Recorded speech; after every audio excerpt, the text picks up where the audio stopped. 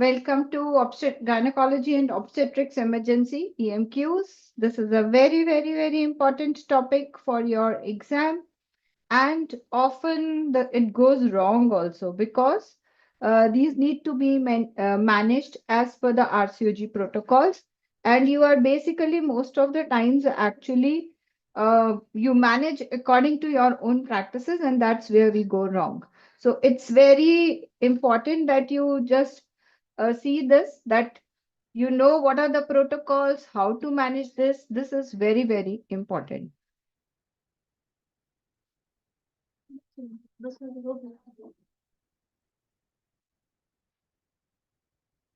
So that's why this is very important topic. So we will be covering almost 10-12 EMQs in this, and then um, I'll be reading the questions and you all will be answering the questions, and I'll be checking all the answers in the chat, and then we'll discuss why this is the answer. And simultaneously, we'll also come to know how we have to solve the EMQs, what is the correct way, because always we need to fix up the answers before we go to exams. For EMQ, this is the trick. Formulate your rules and fix your answers. If you do not formulate the rules, then we are here to formulate the rules for you, and you can be with us. So welcome everyone. I can see, yes, many of you have joined. So can you just say hi or something so that I know the names as well? It will be very nice to have you around. So yes, something, yes, I would like to see who all is there. So can you just say hi or something? Who all has joined? Yes. Okay, great. So let's start. Let's start with the first question. And then as we go further, you all can keep answering. And the one who answers first their name will be announced here. For every question, I'll be taking the name of the person who is going to do at the earliest, fastest finger first. So yes, Dr. Shalin, Dr. Sunita, and Dr. Yamini. Great. Okay, so let's start. So here we go. So choose the most likely complication after myomectomy or embolization and each of the following cases. Each option can be chosen once, more than once, or not at all. So here is the question. Mrs. F is a 45-year-old para 2. She was diagnosed with submucosal fibroid for few months. Her periods are getting heavier with many occasions of flooding.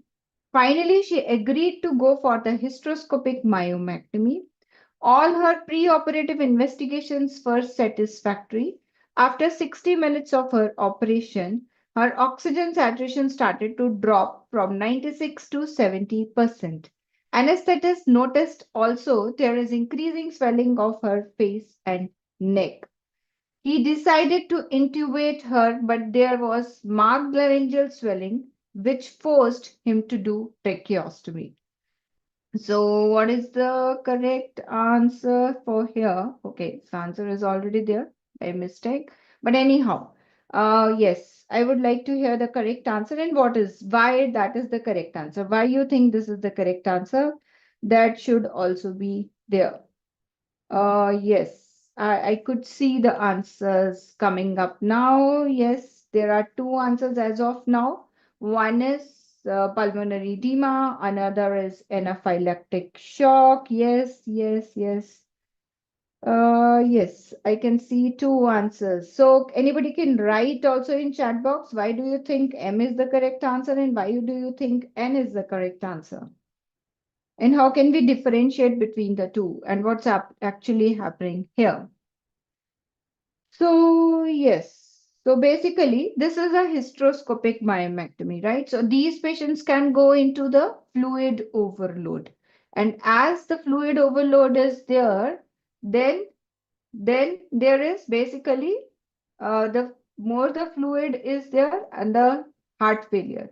Heart failure leads to accumulation of the fluid in the spaces. That leads to pulmonary edema. So pulmonary edema is the correct answer. It's not anaphylactic shock because there is no such allergic kind of thing here, nothing which is given and which has led to this.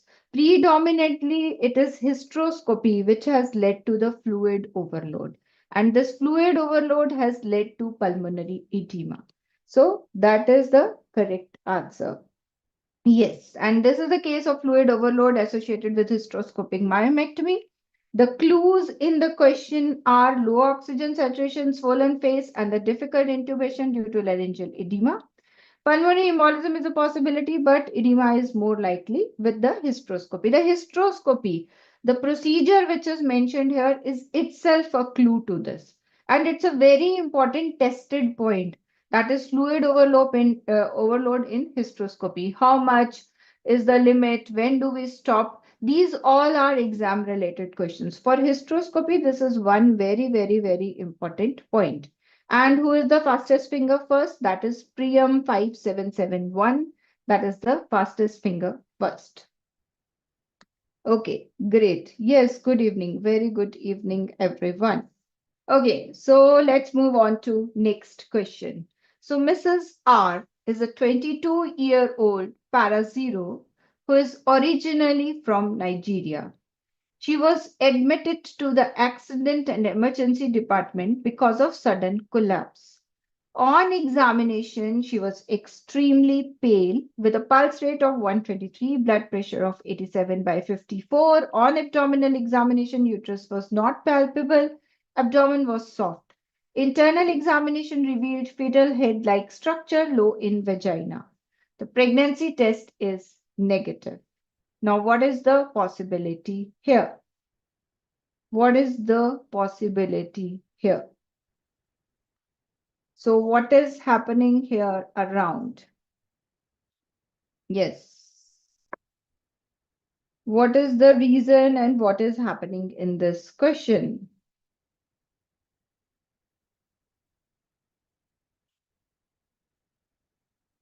Pregnancy test is negative. So definitely we are not dealing with the ectopic scenario because that's the one which we most often see such a picture where you have a collapse and the hemorrhage signs are there.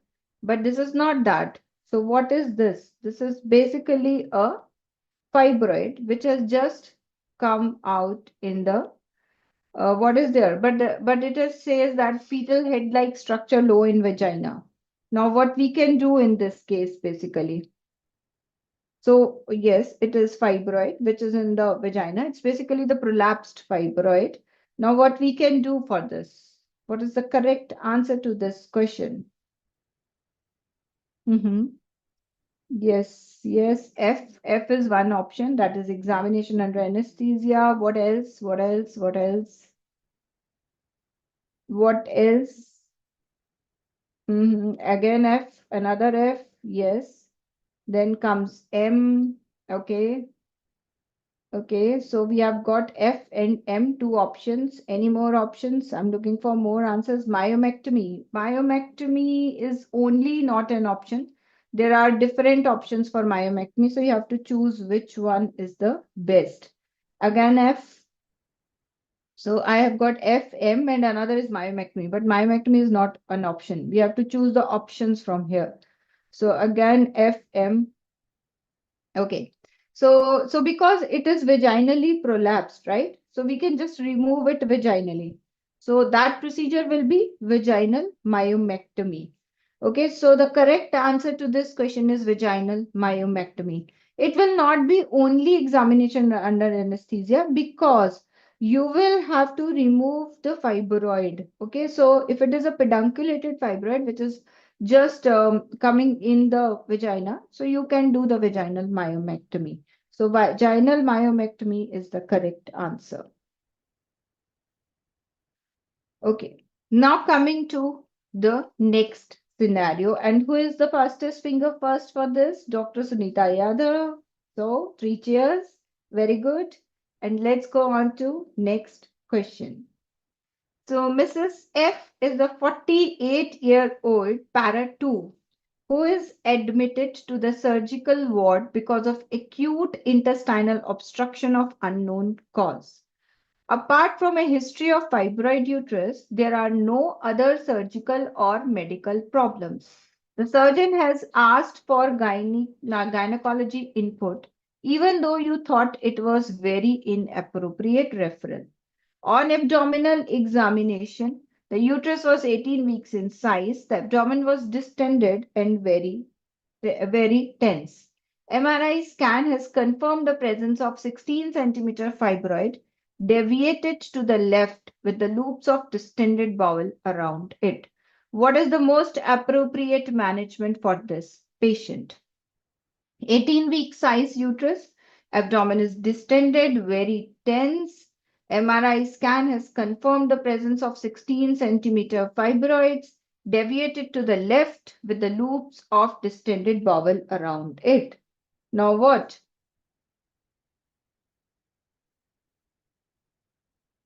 Now what? What would be the correct answer here?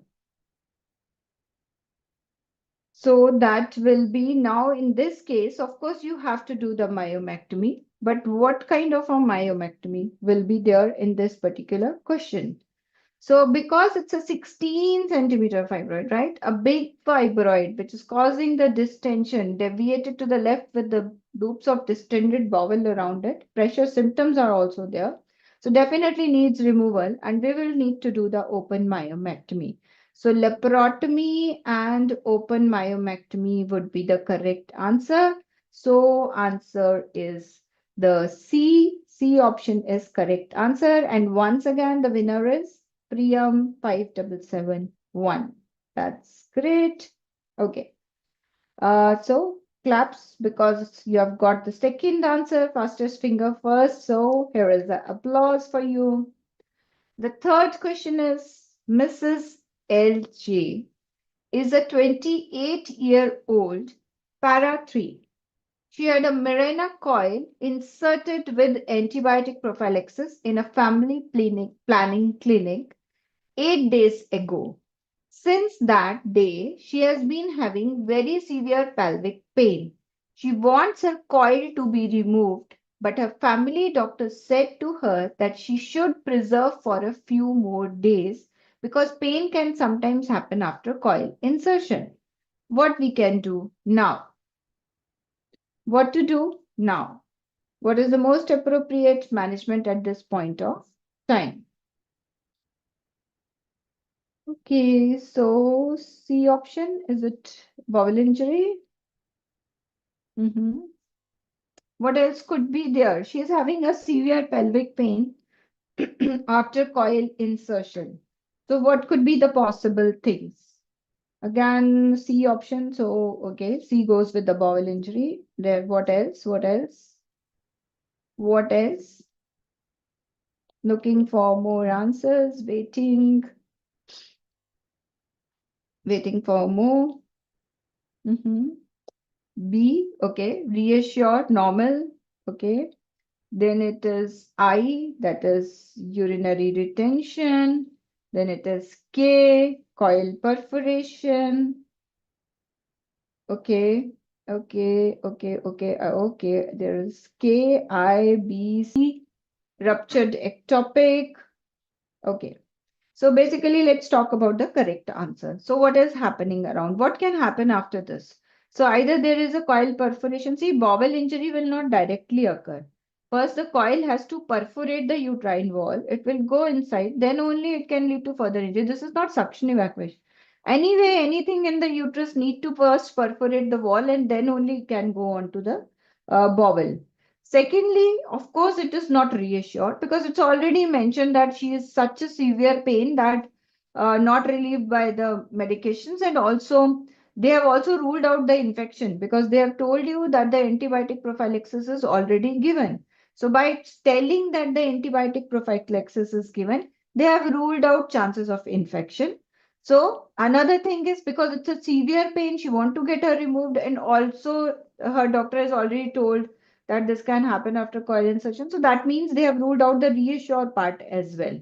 Now, what can happen with the coil? The most important thing which can happen is the coil perforation, and that can lead to pain, severe pain. That can be a severe event. So the correct answer is coil perforation. And this time again, third time, the fastest finger first is Priyam 5771. So that's a very, very good thing too. Very, very good preparation, Dr. Priyam. Nice. So this is answer K. K is a correct answer. So yes, that's good. Many others have also answered K. So this was a tricky question, but well attempted by Dr. Yashasvi and the three amigos and Dr. Arohi and Dr. Priyanka Singh. So these all have attempted it correctly, and it was a tricky question, but nicely taken up. So what things can be there with the coil? One answer can be reassured, but reassured is ruled out. Bowel injury can only occur, or the other organ injury can only occur once after the uterine perforation.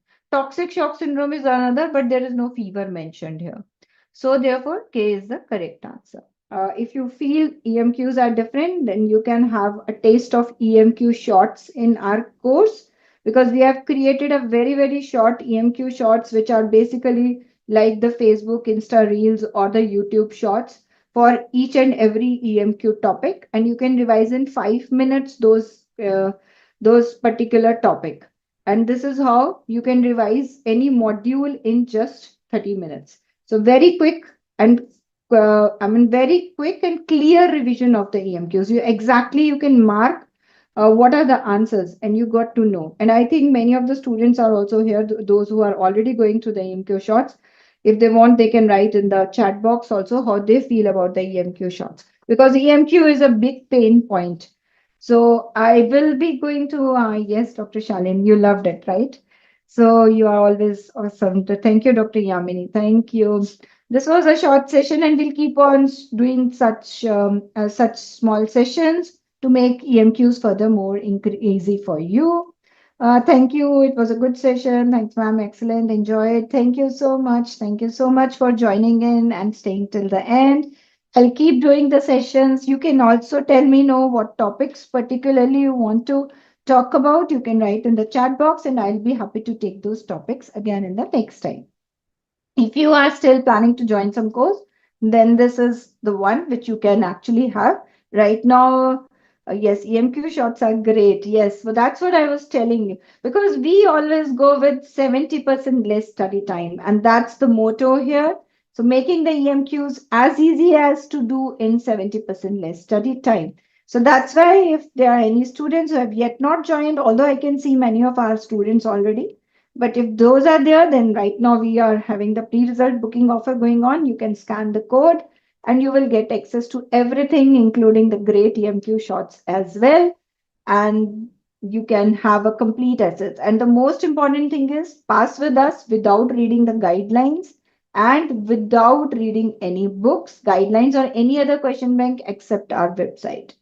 Yes, thank you, Dr. Arohi. Thank you. So, if anybody wants to have a guidance session booked with me, this is a QR code which you can scan and book a session with me, and I'll be happy to talk with you about your exam strategy. Yes, you will definitely do. Definitely join late, but amazing, and you will definitely do. Thank you so much, and bye bye, and see you again in the next session next time.